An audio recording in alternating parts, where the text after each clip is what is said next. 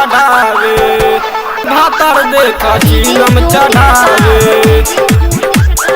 चीलम चढ़ावे भातर देखा चीलम चढ़ावे। Recording by reason music studio Madhepura.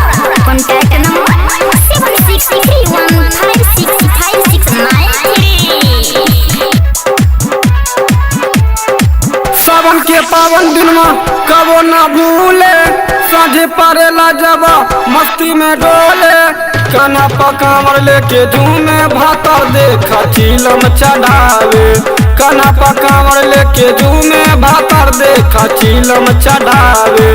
सावन के पावन दिन में कबो ना भूले साझे परेला जब मस्ती में डोले काना पकावर लेके झूमे भातर देखा चीलम चढ़ावे काना पकावर लेके झूमे भातर देखा चीलम चढ़ावे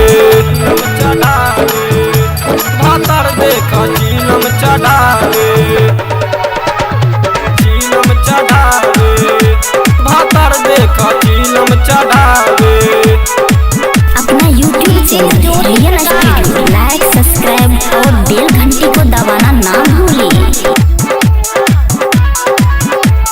पिया के मन में यह लागल रहे आस हो भोला पौत करे ले विश्वास हो ए सखी पिया के मन में यह लागल रहे आस हो भोला पौत करे ले विश्वास हो गाजा के संगे संगे भांगे चढ़ावे भांगे ना मिलेला तो धतुर चबावे मस्ती में पिया रोजे डोले भातर भोला के चीलम चढ़ावे काना पकावर लेके झूमे भातर देखा चीलम चढ़ावे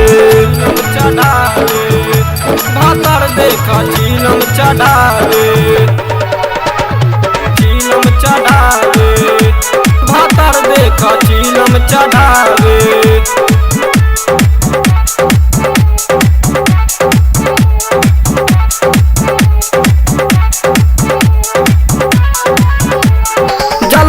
उठले सैया सुल्तानगंज में मधेपुरा से जाले सब पिया के संग में ए सखी देखना जलवा उठले सैया सुल्तानगंज में मधेपुरा से जाले सब पिया के संग में गजा के पॉकेट सैया जेब में राखे सुइया पहाड़ चढ़े गोडवा पाके मस्ती में रोज सैया डोले भातर देखा चीलम चढ़ावे काना पकावर लेके झूमे भातर देखा चीलम चढ़ावे भातर देखा चीलम चढ़ावे चीलम चढ़ावे भातर देखा चीलम चढ़ावे।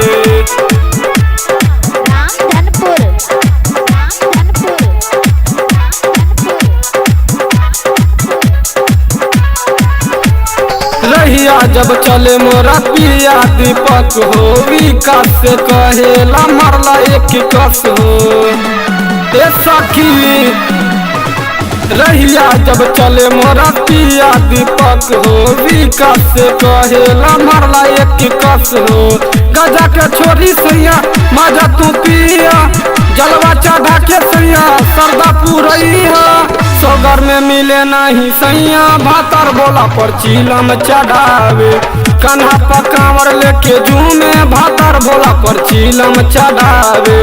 सावन के पावन दिन में कबो ना भूले साझे परेला जब मस्ती में डोले कन्हा पकावर लेके झूमे भातर देखा चीलम चढ़ावे कान्हा पकावर लेके झूमे भातर देखा चीलम चढ़ावे।